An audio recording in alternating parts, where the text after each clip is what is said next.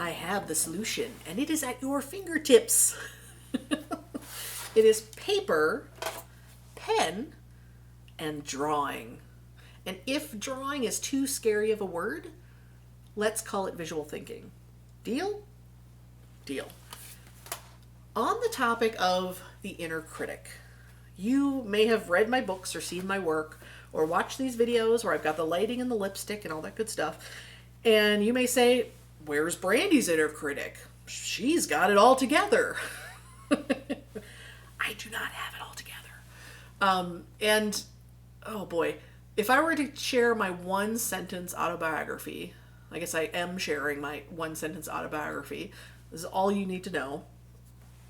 I am the oldest daughter of an alcoholic quality assurance inspector. There was no winning. Not only is there the inner critic, it was mentored by an extremely strong outer critic. And it's not an exaggeration when I say that drawing saved my life.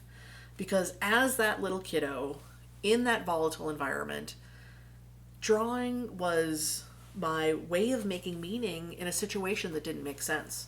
It was my safety zone. It was my escape. It was also my joy of, getting to take my imagination and like put it on paper. Like that's freaking awesome.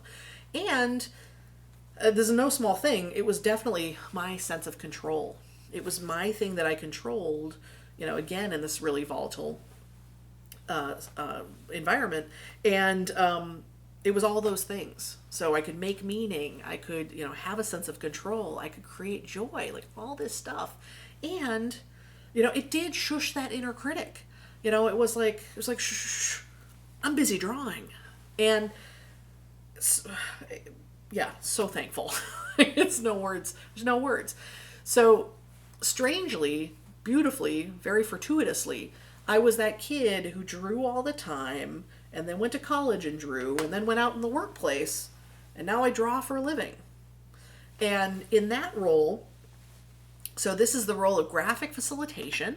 And if that's new to you, the very short definition is that I work with groups of people and I map out their conversations in these big, giant live drawings. So I draw in front of them as they're speaking so they can see the shape of what they're saying, what their work looks like. And it's lots of good stuff there too, but that's the super short. Now, because I am drawing professionally in front of people, they come up to me and they tell me their stories. And their stories are their outer critic. Like they can tell me exactly how old they were, what they were drawing, and who told them they couldn't draw. And just like that, the drawing switch flips off. And, they're very clear memories. And, you may be recalling your own memory. Or it may be that it was your inner critic. It wasn't an outer critic. It's that you told yourself you couldn't draw. Maybe you compared your work to a friend or a sibling or a classmate.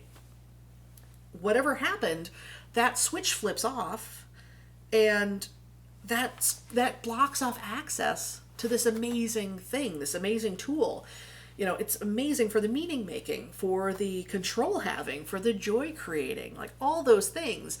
And it's what was it? I lost it. Where to go? Oh, of course. The thing is that, the absolutely beautiful thing is how wonderful this is as the inner critic slayer. And what I realized very recently was that I had been thinking this way about the inner critic. Like I had this sort of the small view, and now there's like this bigger view, which I'll explain. Just under a year ago, I launched this big old foundational core course on visual thinking, and I put all sorts of awesome stuff in it, and I'm so happy with it, and so proud of it. I put my name on it. It's called the Agerbeck Method, your 90-day visual thinking transformation. And in this foundational course, full of lots of good stuff, in the very beginning of it, in the first few days, we talk about shushing the inner critic. And what I had done was only think about the inner critic in this really small way of the inner critic's going to get in your way of drawing.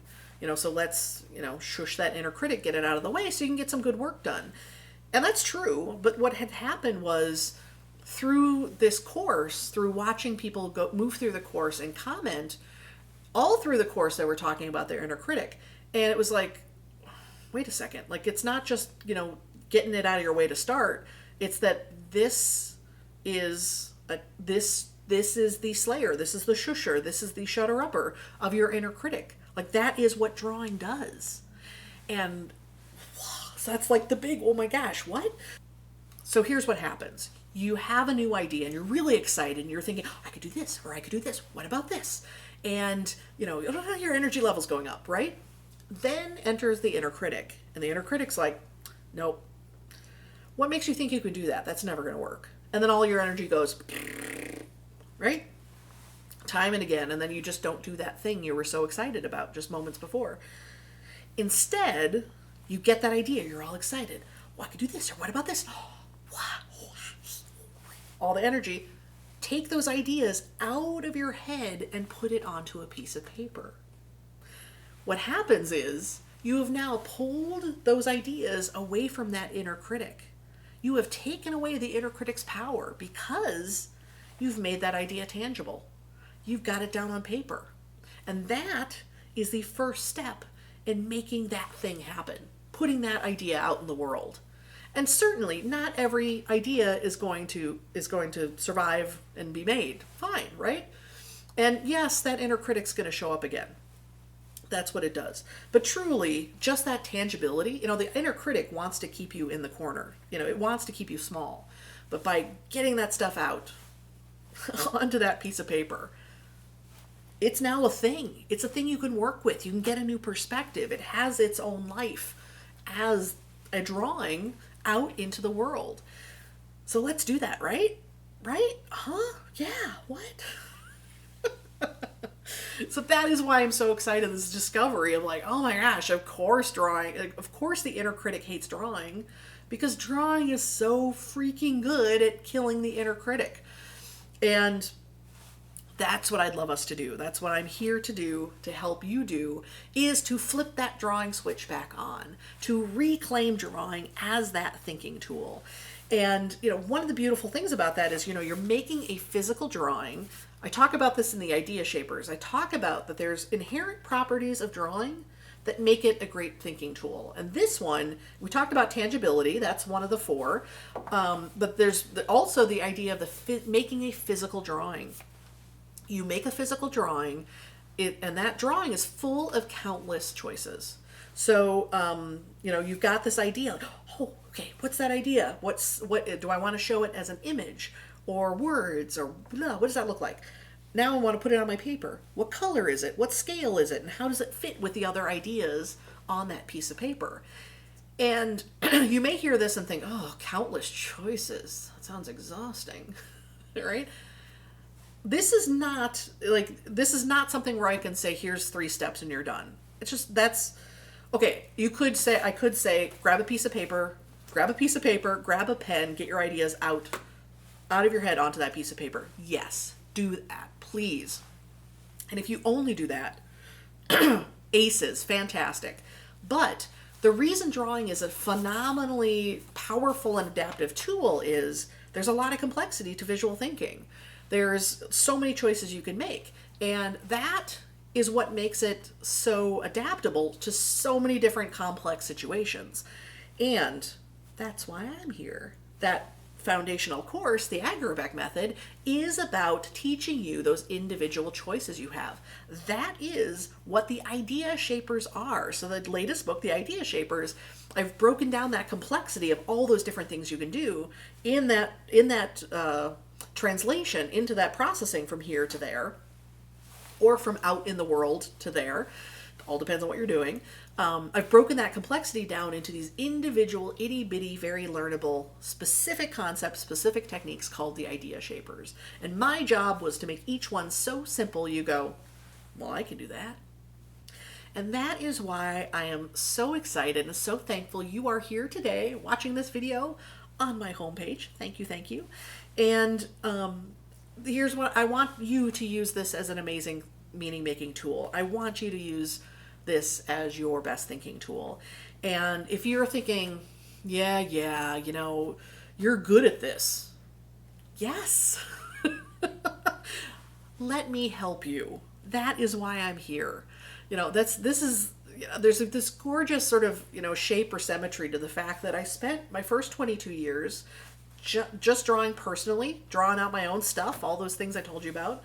Then, so far, I've spent 22 years as a graphic facilitator where I come in as the one person drawing for the group. But now, over here by the tulips, I'm so excited for the next 22 years, which is all about creating the resources to help you do this work so that you can create meaning for yourself, so you can create clarity for yourself. Like, that is the power. Get the inner critic out of there and then do amazing stuff. And again, that drawing as the first step of getting great things out into the world.